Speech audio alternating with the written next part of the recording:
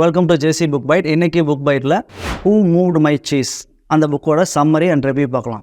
So Spencer Johnson எழுதின இந்த book ரொம்ப சின்ன புக்கு தான். அந்த சின்ன புக்லேயும் ஒரே ஒரு ஸ்டோரி தான் வந்து மெயின் பேஸாக இருக்கும். ஸோ அந்த ஸ்டோரியில் ஒரு சீஸ் வரும். அந்த சீஸை நம்மளோட லைஃப்பில் எப்படி மேட்ச் பண்ணிக்கலாம்னா, அந்த சீஸ் நம்ம லைஃப்பை பொறுத்த வரையிலும் ஹாப்பினஸாக இருக்கலாம், இல்லை கோலாக இருக்கலாம், ஹெல்த்தாக இருக்கலாம், மணியாக இருக்கலாம். ஸோ எது கூட வேணாலும் நம்ம மேட்ச் பண்ணி பார்த்துக்கலாம். அதான் வந்து அந்த சீஸ். இந்த புக் வந்து ரொம்ப சின்ன புக்கு தான். If I'm not wrong, scientifically 1 hour நீங்கள் படிக்கக்கூடிய ஒரு புக்கு.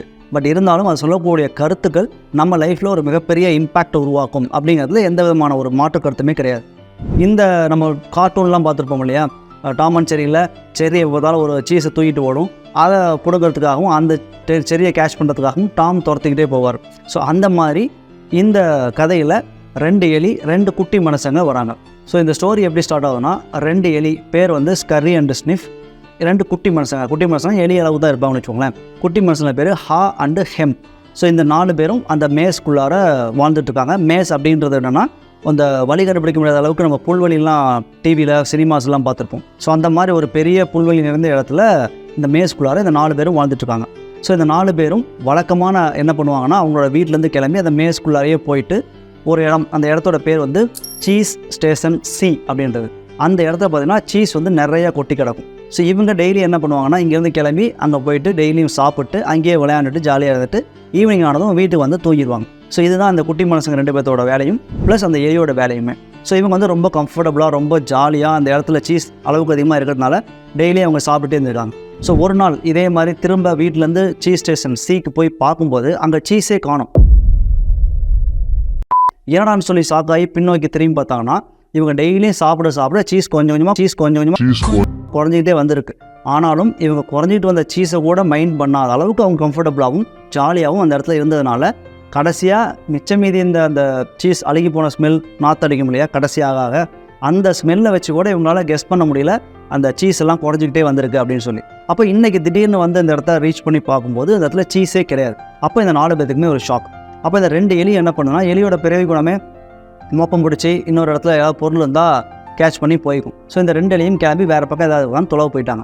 அப்போ இவங்க 2 பேர் என்ன பண்ணுறாங்கன்னா, சரி இன்றைக்கி சீஸ் இல்லை, நாம் வந்து நாளைக்கு வந்து பார்க்கலாம் அப்படின்னு சொல்லி இவங்களோட மறுபடியும் வீட்டுக்கு போயிட்டு அடுத்த நாள் அதே சீஸ் ஸ்டேஷன் சிக்கே வந்து பார்க்கும்போது என்னென்னா மறுபடியும் அதே மாதிரி எம்டியாக இருக்குது.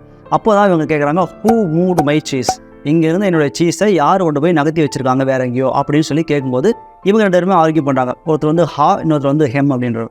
ஸோ ஹா சொல்கிறாரு, ஸோ இங்கே சீஸ் தீர்ந்துருச்சுன்னா நம்ம இன்னொரு இடத்த கண்டுபிடிச்சி போகணும் அப்படின்றார். அப்போ ஹெம் என்ன சொல்கிறாருன்னா, இப்போ இத்தனை நாளாக இங்கே சீஸ் எப்படி இருந்துச்சு, யாராவது வந்து இந்த இடத்துல போடுவாங்க, நம்ம வெயிட் பண்ணி இதே சீஸை நம்ம நல்லா ஜாலியாக சாப்பிட்டு கம்ஃபர்டபுளாக இருக்கலாம்னு சொல்லி ஹெம் சொல்கிறாரு. ஸோ அப்போ என்ன பண்ணுறாங்கன்னா, மறுபடியும் இவங்க வீட்டுக்கு போயிட்டு திரும்ப இன்னொரு நாள் அடுத்த நாள் அதே இடத்துக்கு வராங்க.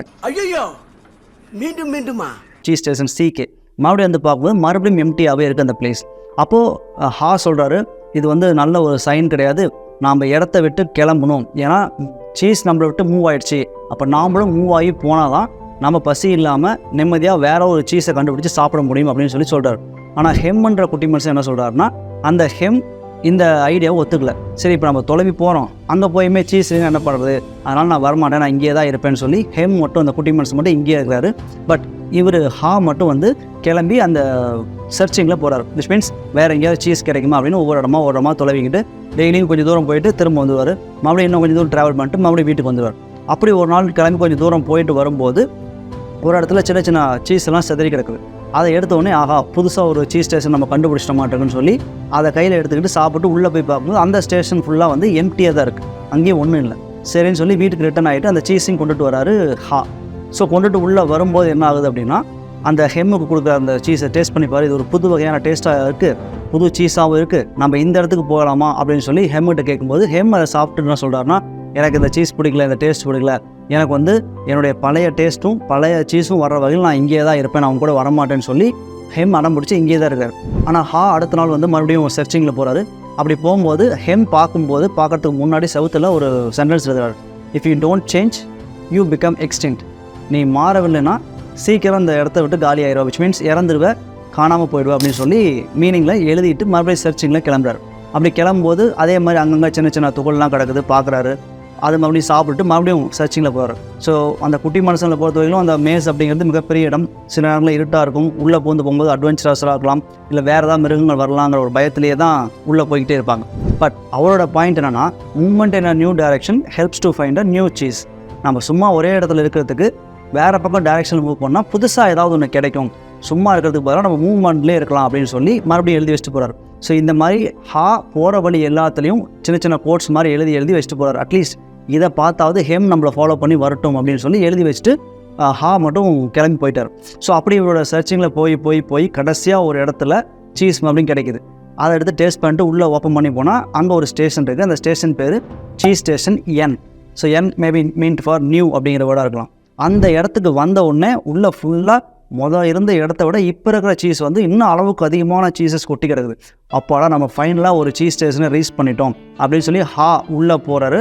உள்ளே போனவருக்கு ஒரு சர்ப்ரைஸ் என்னென்னா, அந்த 2 எலியும் ஆல்ரெடி அதே இடத்துல தான் இருக்குது.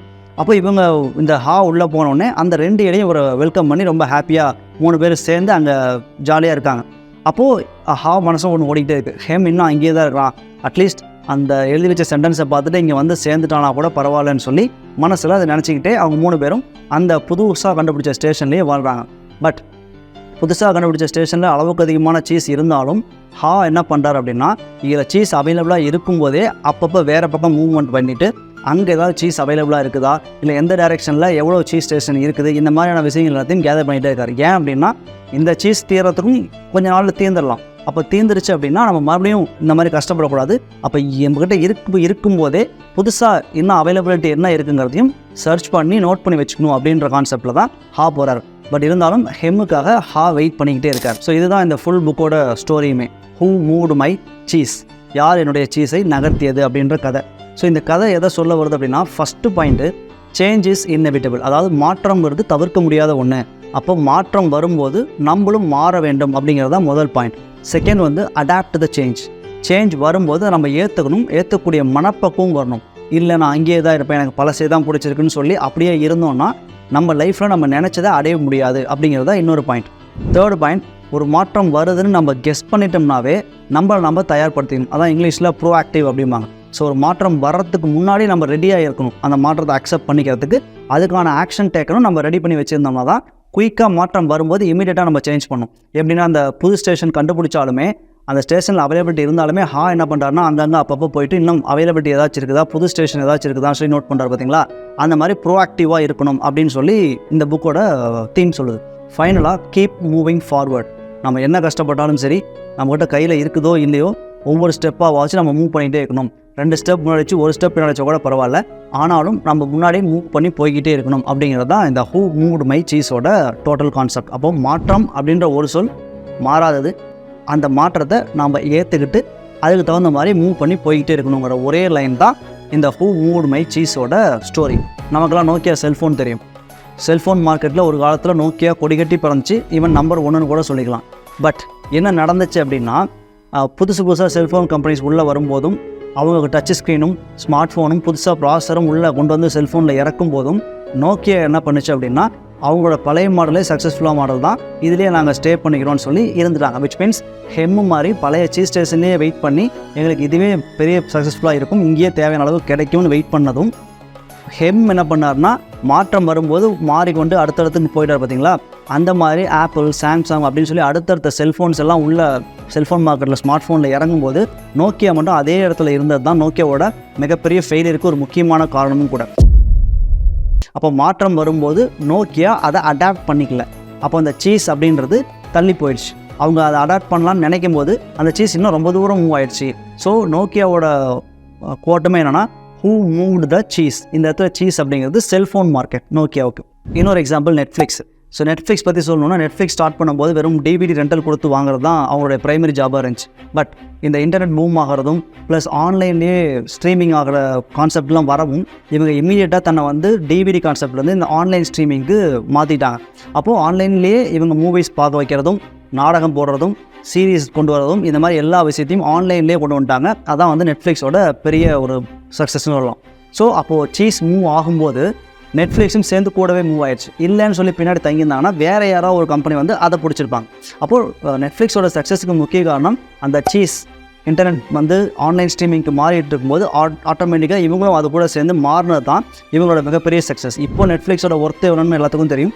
அது போக இப்போ இவங்களே ப்ரொடியூஸ் பண்ணுறாங்க, இவங்களே மூவிஸ் எடுக்கிறாங்க, இவங்களே வந்து ஆன்லைனில் வெப் சீரிஸ் கண்டக்ட் பண்ணுறாங்க. இந்த மாதிரி பல விஷயங்கள் வந்து சக்ஸஸுக்கு காரணம் இந்த மாற்றத்தோடு சேர்ந்து நெட்ஃப்ளிக்ஸும் மாறினது தான். அப்போ ஹூ மூவ்டு மை சீஸ் அப்படின்ற கான்செப்ட் படி சீஸ் மூவ் ஆகும்போது நெட்ஃப்ளிக்ஸும் மூவ் ஆனது தான் சக்ஸஸ்ஃபுல். பெரிய பெரிய கம்பெனிஸ்க்கே இந்த மாதிரி மாற்றத்தை ஏற்றுக்க முடியாமல் ஃபெயிலியரான கம்பெனிஸும் நிறையா இருக்குது.